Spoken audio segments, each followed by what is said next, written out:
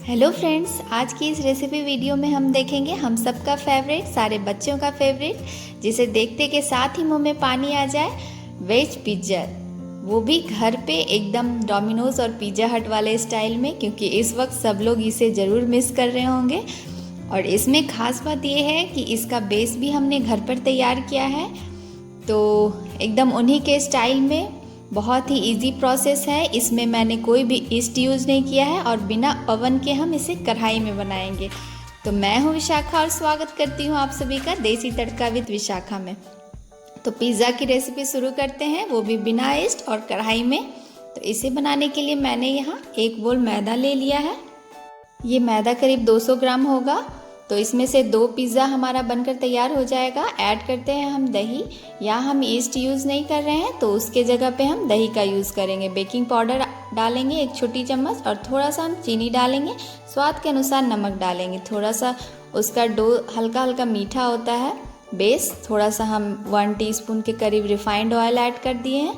इसमें हम पानी का यूज़ नहीं करेंगे और इसी दही से हम इसे मिक्स करेंगे। बहुत ज़्यादा मिक्स नहीं करना है। तो आप यहाँ देख सकते हैं बहुत ही डो हमारा बहुत ही रनी है, तो इसी टाइप का डो हमें चाहिए।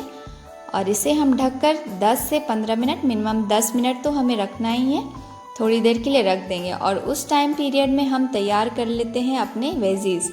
वेज पिज़्ज़ा बना रहे हैं हम यहाँ पे, तो अपने मन चाहिए और अवेलेबिलिटी के हिसाब से हम वेजिटेबल्स ले लेते हैं। मैंने यहाँ पे अनियन, टोमेटो और कैप्सिकम लिया है, लंबे स्लाइसेस में मैंने कट किया है। और कढ़ाई में मैंने डाला है 1 टीस्पून के करीब ऑयल और हाई फ्लेम पे हम इसे फटाफट से कुक कर लेंगे। हल्का सा वेजिटेबल को फ्राई कर लेते हैं ताकि इसका कच्चापन ख़त्म हो जाए। बहुत लोग इसे डायरेक्टली भी यूज़ करते हैं। तो अब हम टोमेटो डाल देंगे और थोड़ा सा हम सॉल्ट ऐड करेंगे।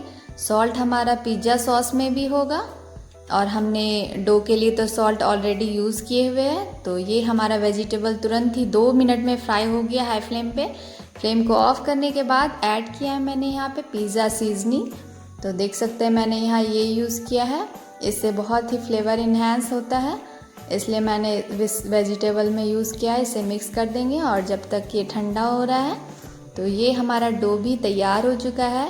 आप देखेंगे कि 10 से 15 मिनट में ये हमारा डो अच्छी तरीके से फूल जाएगा। जैसा हमारा ईस्ट डालने से फूलेगा, सेम वैसे ही। तो अब हम ऐड करते हैं थोड़ा सा ऑयल और थोड़ा सा इसे हम गूँथ लेंगे।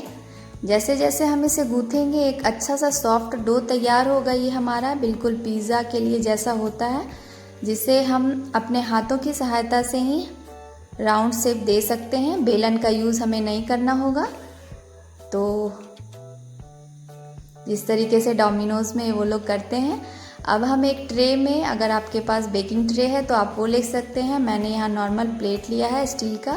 थोड़ा सा रिफाइंड ऑयल लगा दिया है ताकि हमारा पिज़्ज़ा चिपके नहीं। और थोड़ा सा मैदा लेकर हम इस डो के एक पोर्शन को इस तरीके से हाथों की सहायता से फैलाएंगे। तो देख सकते हैं आप। तो आप देख सकते हैं पिज़्ज़ा का बेस हमारा कितना अच्छे तरीके से राउंड शेप हो रहा है सिर्फ हाथों की सहायता से। और थिकनेस आप ये ऐसा रखिएगा, थोड़ा सा फूलेगा भी। और फोर्क की हेल्प से हम इसमें थोड़े थोड़े होल्स कर लेंगे ताकि ये हमारा बेस फूले नहीं। आप देखते होंगे पिज़्ज़ा बेस अगर आप रेडीमेड भी लाएंगे तो उसमें इस तरीके से किया रहता है। एक प्लेट में हम इसे डाल लेते हैं। मैंने यहाँ शेज़वान सॉस यूज़ किया है, पिज़्ज़ा सॉस। ये सॉस बहुत ही बढ़िया टेस्ट आता है, मैं जनरली यही यूज़ करती हूँ। तो जितना भी आपको सॉस चाहिए, चटनी, आप उस हिसाब से रख सकते हैं। और इसे हम स्प्रेड कर लेंगे। तो ये हमने अब इस पर स्प्रेड कर लिया है और हम अब इसमें चीज़ के स्लाइसेस लगाएंगे। तो जनरली पिज़्ज़ा में मोज़रेला चीज़ यूज़ होता है, लेकिन अगर घर पे अवेलेबल नहीं है तो हम कोई भी चीज़ यूज़ कर सकते हैं। मोज़रेला चीज़ यूज़ करने से वो जो उसमें तार के जैसा आता है स्ट्रक्चर, वो आएगा।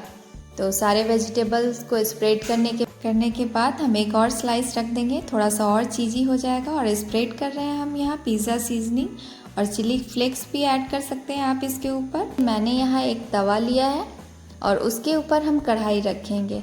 ऐसा हम इसलिए कर रहे हैं क्योंकि पिज़्ज़ा हमारा जले ना, डायरेक्टली हम फ्लेम पे नहीं रखेंगे।